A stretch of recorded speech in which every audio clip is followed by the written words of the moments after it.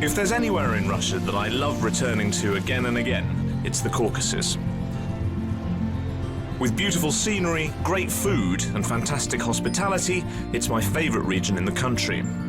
This time I was visiting Adygea, one of Russia's smallest republics and home to just under 500,000 people.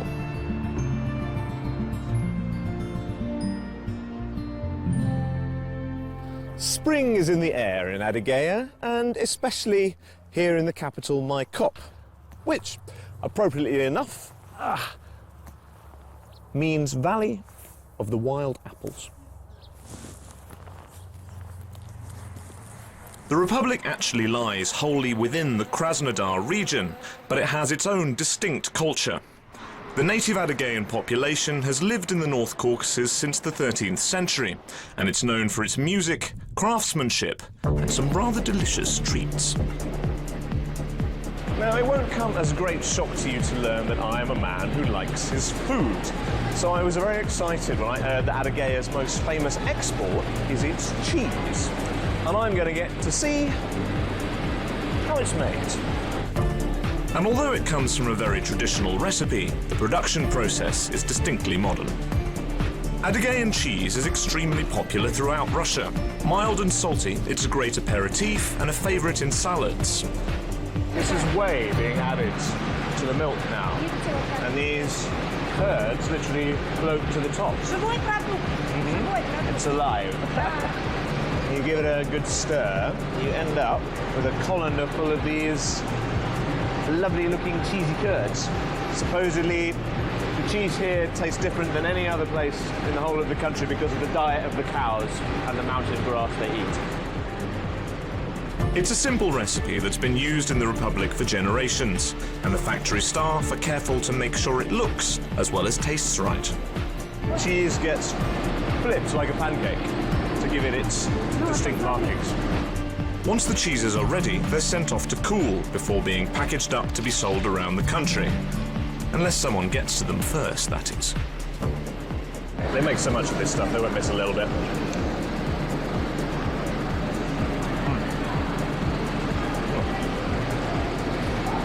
It's creamy like fresh mozzarella, but it's got that salty kick of something like halloumi.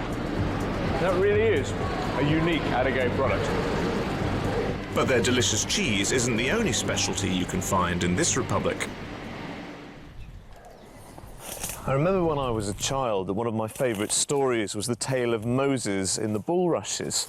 And as you can see, the lakes and ponds around here are absolutely covered in them. And the Adygea have been making use of them as a craft material for literally thousands of years. Zamudin Guchev still pursues an art that's almost died out in Adygea, weaving traditional bulrush mats. And he offered to show me his collection. Mats like these were discovered in graves dating back to 2000 BC, and secrets and techniques have been passed down through families ever since. I create composite patterns. They could be likened to a song. Yes, they are like music. Needless to say, I am aware of numerous patterns, but I want to make some of my own. You can see the differences for yourself. Do you want to know how they are made? Please take a seat. Before anything can be done, the reeds need to be cut up into more manageable pieces. This might be a lengthy process, this one, so... And once the slicing and dicing is complete, everything gets a good soak. Warm water here, because it speeds up the process, and hopefully at the end of it, our rushes will be nice and flexible, and we'll be able to weave more easily. In days gone by, it would have been very strange to see men at the loom. Traditionally, weaving was always done by the ladies of the house, but Zamudin travelled far and wide to learn the secrets of Adygea's master craftswomen, and he was ready to teach me a trick or two. Brush the strings. Be generous with the water. Nimble fingers time. Each rush must be threaded through the strings, tied off at the ends, and then given a good bash with the loom handle. And it's certainly more difficult than it looks. The worrying thing was that apparently, in olden times, Adygean girls were judged on how good a wife they would be by the quality of the carpets that they brought to their wedding. At this rate, I'm definitely destined for a life on the shelf. Fortunately, Zamuddin was on hand to correct my mistakes. But if anything was ever going to get finished, it was time for him to take over. Well, I make that 8 seconds a leaf. So yeah, I think Zamuddin's going to speed up the process an awful lot here. An Adygean bride was supposed to present 3 mats on her wedding day. One for the living room, one for the bedroom, and one for prayer. And nowadays, many of Zamuddin's commissions are made for the Islamic community. This is Adygea's cathedral church. But there's also a large Muslim minority in the Republic, and until recently there was nowhere as impressive for them to worship. But then the local government decided they wanted to change all that. They'd received a $1 million grant from the United Arab Emirates, and all of Adygea's top architects were invited to submit a design for a brand new mosque. And I'm about to meet the winner. It's safe to say that Abdullah Basirov's success has been very good for business. This wax tower is a scale model of a new national monument he's designed for the Republic, and his triumphant mosque holds pride of place in the centre of the capital.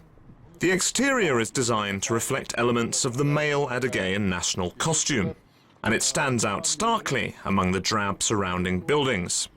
This is one of the largest mosques in the entire Caucasus, made distinct by its square minarets. And the inside is no less impressive. We'll take off our shoes to come in. The columns that blend in with the dome are meant to create a shape like a woman's body, symbolizing the spiritual link between the two sexes. There's women coming from within man. In the decades since the mosque has been built, it's attracted a thriving congregation. And according to local mufti, Nurbi Amish, it's been hugely positive for the whole community. Before the mosque came into being, the Muslim community was disunited because Muslims used to pray in their homes. Today, thousands of men and women come to the mosque, and young people receive a moral education. Nearby churches too contribute to this mission, joining forces to fight the evils of drug and alcohol addiction. And as I stood back to listen to the Imam's service, it was easy to see just how popular the mosque has become. It was time for me to leave my cop and start exploring some of Adygea's glorious scenery, and I had a special place in mind to start off. Now this really is Adygea's most spectacular natural attraction, the Rufabgor Canyon, and people come from miles around to hike and take a look at its 7 beautiful waterfalls. And it'll easily take you a day to see it all. But some people prefer to take a closer look than others. Well, I guess that's what they call the quick way down. Blimey. Oh, Ruslan and his friend Ivan are canyonists, and they hike, climb and abseil down every waterfall they can. And sometimes they bring guests. I hope my will's up to date. We were going to tackle waterfall number 4, nicknamed the Girl's Plat because of its twisted appearance. Apparently, it's perfect for beginners, as long as they pay attention. Very important instructions here. Our safety line, one very tight. And it helps if your instructor has a sense of humour. He's a good teacher, this one. He says, if I let this one go, I'm going straight into the water. The waterfall is around 20 metres high, but that looks a long way down when you're perched on the edge. Sometimes I wonder, why can't I just take a gentle hike through the woods? No, you have to abseil down a freezing waterfall. Wish me luck. There was no backing out now, and very tentatively, I dropped down the side. I'd abseiled before, but the water makes everything very slippery, although that doesn't mean you can't have a little fun. Right, time to get wet, I think. My right arm was almost numb by the end, but I made it to the bottom. And then there's just a refreshing swim to look forward to.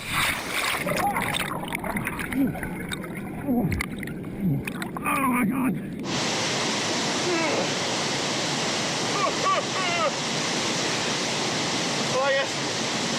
That's one way of getting up and close and personal with nature, eh? Oh. I wish I'd brought a towel, though. It was definitely time for a change of clothes and a hot drink, but I was determined to see as much of Adygea's countryside as I could, even if the weather did have a surprise in store for me.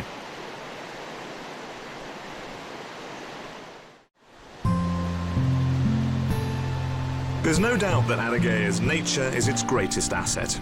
The mountains and canyons are some of the most beautiful in the Caucasus, assuming you can actually see them, of course.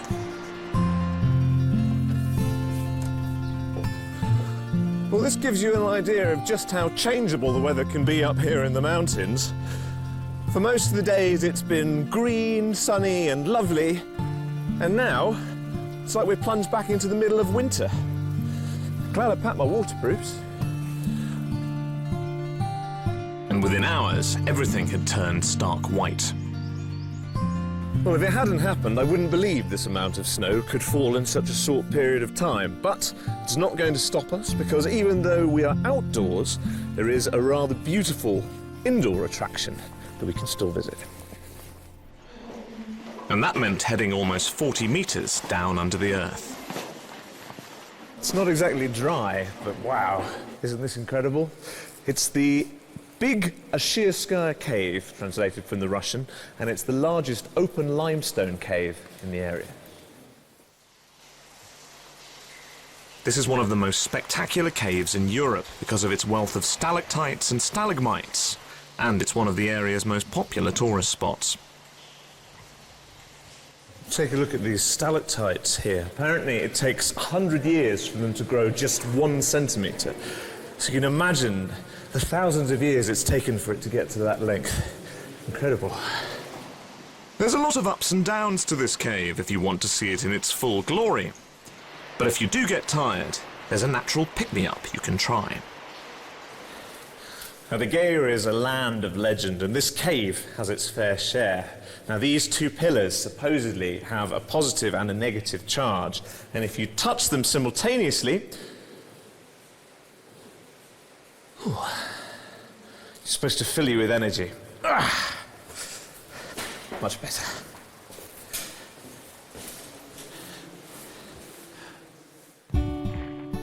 By the following morning, it was like our little winter interlude had never happened. And down by the water's edge, there are some fascinating discoveries to be made.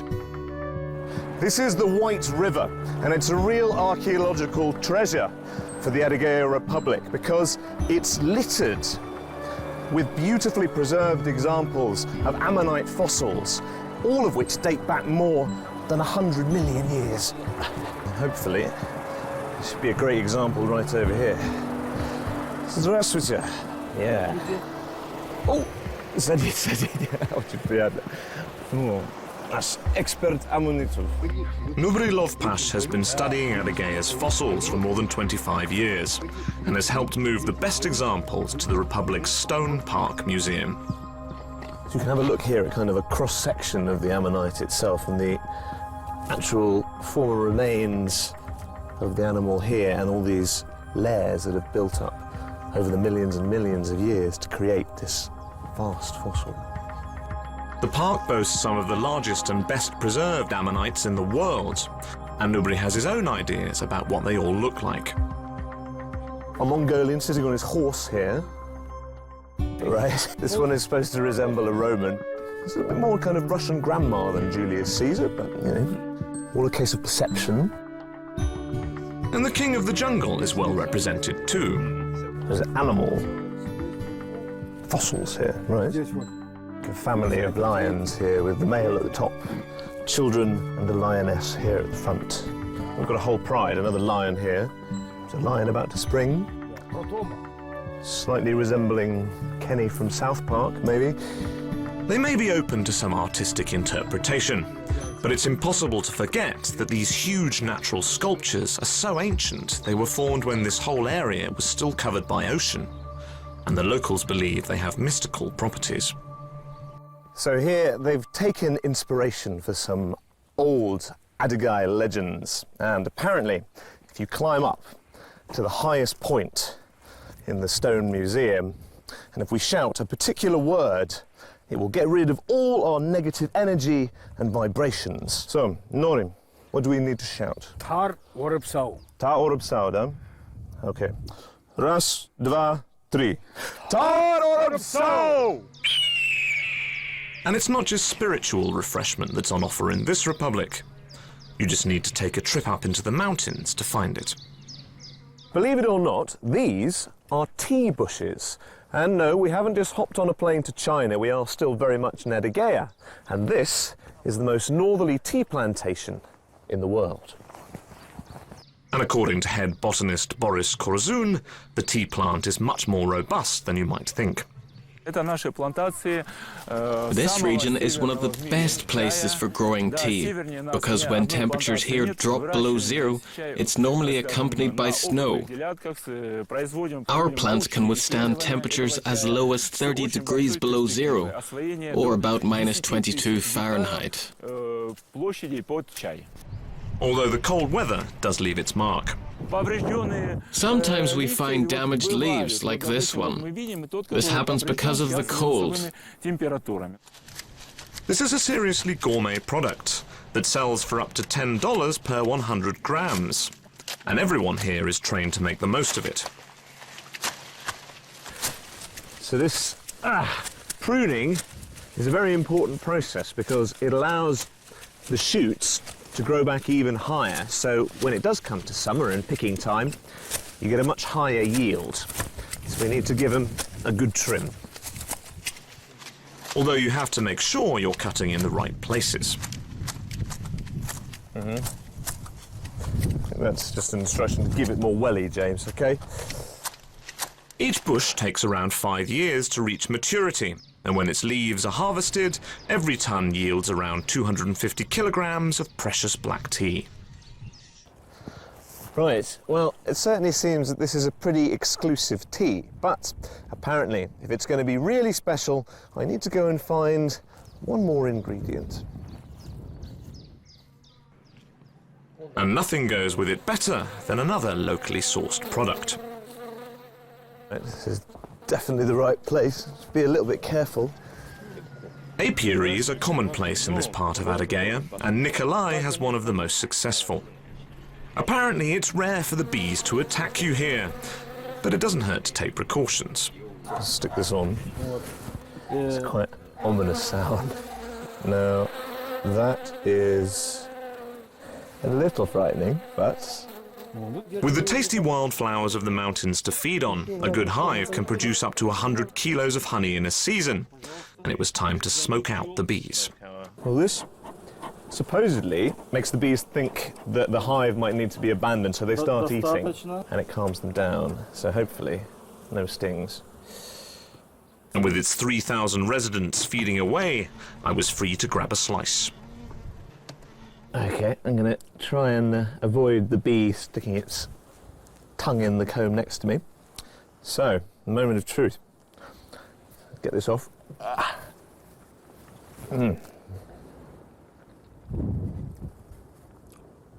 That is beautiful. I've never had honey straight from a hive before. And that is not massively overly sweet, but it's just delicious. And with my side dish secured, I was finally ready for a brew. Okay, now I am ready for a tea party. So my Adygea tea has been brewing here. So pour myself some of that. And just a little chunk of this beautiful honey.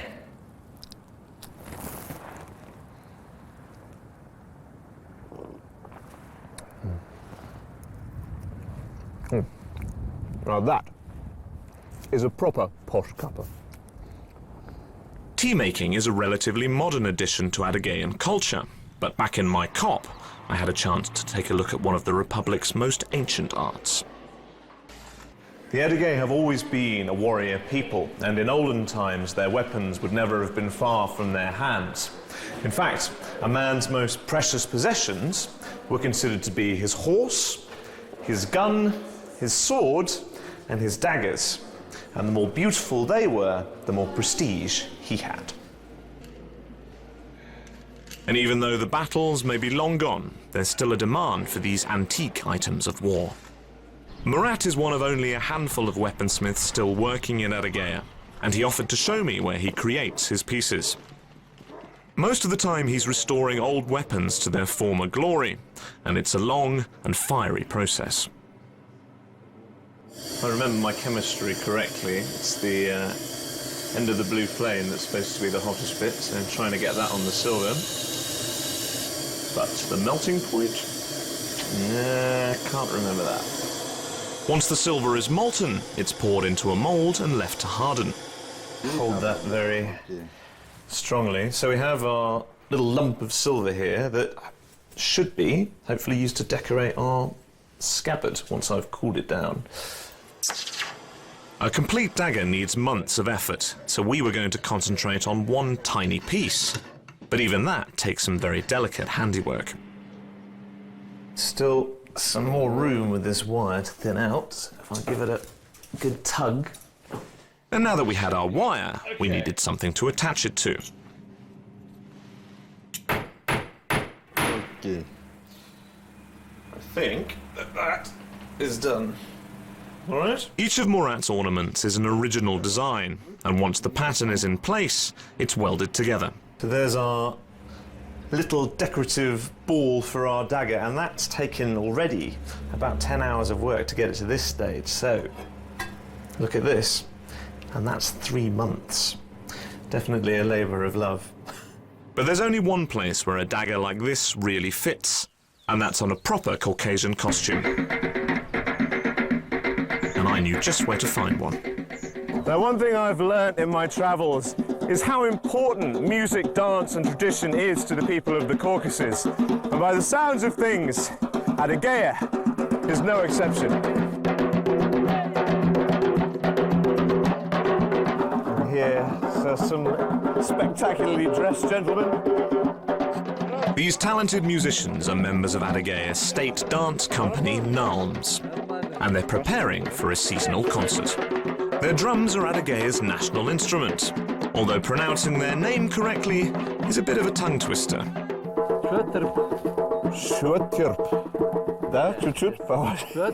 That is a sound that does not come easily to an English voice. Apparently it takes years to master this technique, and I had around half an hour to catch up. Looks easy, Dad. Я думаю, нет. This is it's tricky. It's a trudno. I decided that if I played quietly, I might just get away with it, especially with the spectacular show going on in front of me. So the mountains, music, and one heck of a performance. Now that's what the Adygean spirit is all about. For one of Russia's smallest republics, Adygea leaves a big impression. This is a place that shows off the best of the Russian Caucasus, a fascinating culture, breathtaking, and a genuine warm hospitality for those lucky enough to visit.